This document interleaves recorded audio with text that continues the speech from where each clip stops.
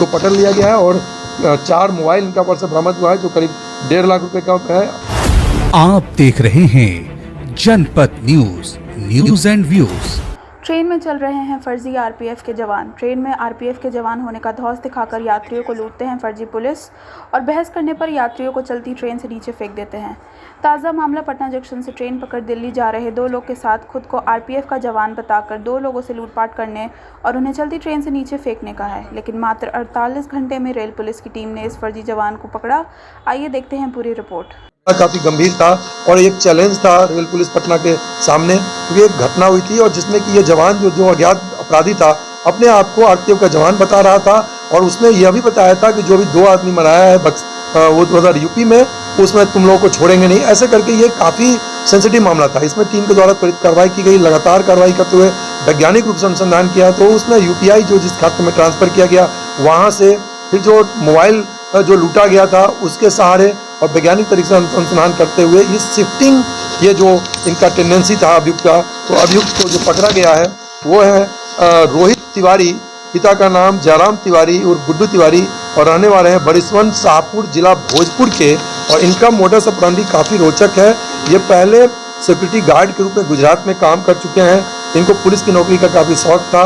ये बिहार पुलिस का ये आई कार्ड जैसा ये पर्स रखते हैं, प्लस ये मोबाइल में ये लोगो रखे हुए हैं आरपीएफ का, जिसमें कि लोगो बना हुआ है। लोगों को दिखाते हैं। नीचे पुलिस का वर्दी पैंट पहने हुए थे, ऊपर काला टी शर्ट पहने हुए थे और अपना मोबाइल टाइप का खोसे हुए थे जो कि ये शो करता था कि पिस्टल है, जबकि पिस्टल इन्होंने बताया कि नहीं है। और हम लोगों ने उस पर काफ़ी अनुसंधान जारी भी है, लेकिन कोई पिस्टल अभी तक बरामदगी इनके पास से नहीं हुआ है और ना ही इन्होंने बताया है कि इन्होंने कि वो उसका डर और भय दिखाते थे। इस प्रकार ये एक पुलिस के का धौंस जमाकर ये इस तरह से कार्य करते थे। उसके अलावा जो इनका दिमाग में जो एक चलता था, एक सुनियोजित, जो शुरू में लग रहा था कि साइकोलॉजिकल कुछ इनके साथ है जिसमें कि ये इस तरह का कार्य कर सकते हैं, लेकिन वो साइकोलॉजिकल वाली बात अभी तक नहीं आई है।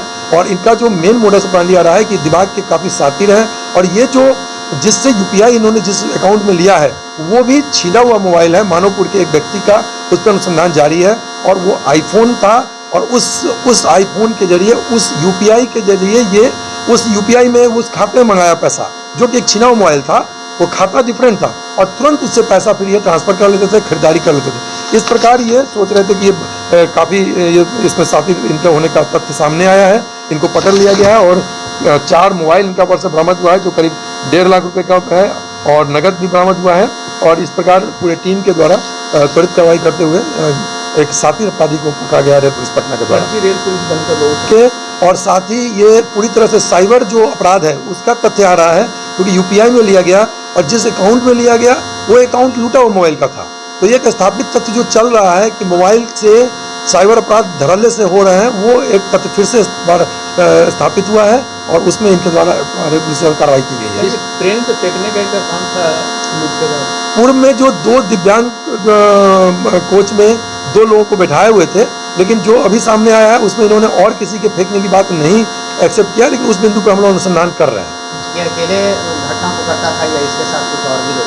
अभी तक के जो जानकारी मिली है इनसे, उसमें एक यही थे, इनका शिफ्टिंग लोकेशन आ रहा था, ये लगातार मूवमेंट में थे और जो पकड़े भी गए हैं तो एक आश्चर्यजनक तथ्य है कि कभी छपरा, कभी झारखंड, कभी कहीं 48 घंटे में ये लगातार मूवमेंट में थे। और गांधी मैदान से आश्चर्यजनक तरीका से, क्योंकि ये टीम के द्वारा लगातार छापेमारी की जा रही थी, तो ये गांधी मैदान में ये बेंच पर सोए हुए अवस्था में मिले। तो ये एक बहुत ही चैलेंज था। इनको पकड़ना काफ़ी दिक्कत और चुनौतीपूर्ण कार्य था, लेकिन टीम के द्वारा काफ़ी मेहनत किया गया और वैज्ञानिक तरीके से इनको पकड़ा गया।